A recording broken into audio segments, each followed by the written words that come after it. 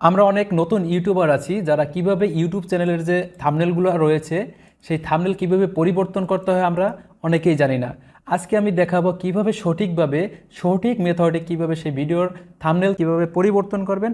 আজকে এই ভিডিওতে সম্পূর্ণ আমি দেখাবো। তাহলে প্রথমে আপনাদের কি করতে হবে, যে কোনো একটা থাম্বনেল তৈরি করতে হবে।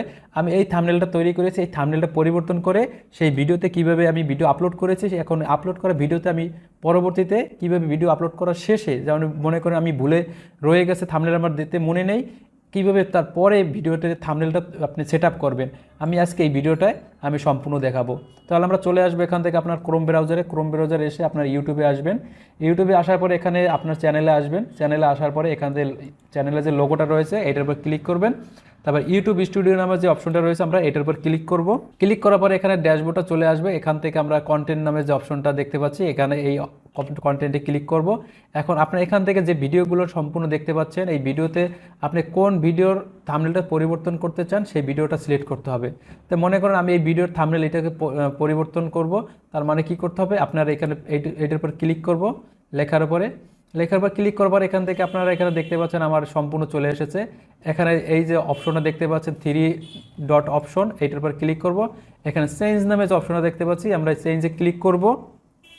চেঞ্জে ক্লিক করার পরে এখান থেকে আপনার সেই কোথায় রয়েছে সে আমার এই ফাইলের ভিতরে এই যে দেখতে পাচ্ছেন আমি পরিবর্তন করে নতুন এইটা আমি দিব।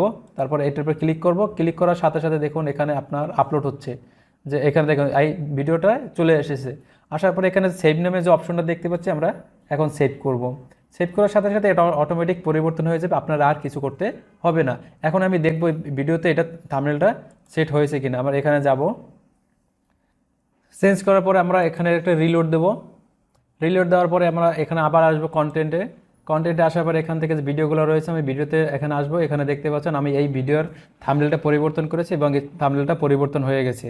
আপনারা ঠিক একইভাবে আমি যেভাবে দেখিয়েছি আপনারা এইভাবে আপনার ইউটিউব চ্যানেলের যে ভিডিও যদি আপনার আপলোড করা হয়ে যায় তারপরে এটা কীভাবে থাম্বনেলটা পরিবর্তন করবেন এটা এইভাবে আপনারা করে নিতে পারবেন। আশা করি বুঝতে পারছি। আর যদি এখান থেকে চান আপনারা অন্য অনেক টাইটেল রয়ে গেছে, এখানে টাইটেল সেট আপ করতে পারবেন, ডিসক্রিপশন দিতে পারবেন। এখান থেকে সব কিছু আপনারা এখানে সেট আপ করতে পারবেন, যে থাম্বনেলগুলো রয়েছে এখান থেকে দিতে পারেন, প্লে লিস্ট সব কিছু এখান থেকে সেট আপ করতে পারেন। আমি এগুলো আগে থেকে করে নিয়েছি। ট্যাগ দিতে পারেন, আমার ট্যাগ দেওয়া আছে সব আমার এখান থেকে আগে থেকে সব কমপ্লিট। এখানে টাইটেল ইংলিশ, আমার ইংলিশ দেওয়া আছে, কত তারিখে ভিডিও ছাড়ছি, ঠিক আছে, কোথা থেকে ছাড়ছি সব আপনারা এখান থেকে আপনারা দিয়ে দিতে পারবেন। আমার সব কিছু এখান থেকে দিয়ে দিয়েছি, দেখুন আমার সব কিছু সেট আপ আছে। তার মানে আপনারা এইভাবে আপনার ইউটিউব চ্যানেলের যে থাম্বনেলটা পরিবর্তন করতে পারবেন। থাম্বনেলের সাথে আপনার টাইটেল, ডিসক্রিপশন এখান থেকে আপনারা এসে সব কিছুই পরিবর্তন করতে পারবেন।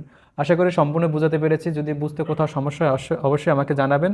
ততক্ষণ পর্যন্ত সবাই ভালো থাকবেন, সুস্থ থাকবেন। ধন্যবাদ সবাইকে।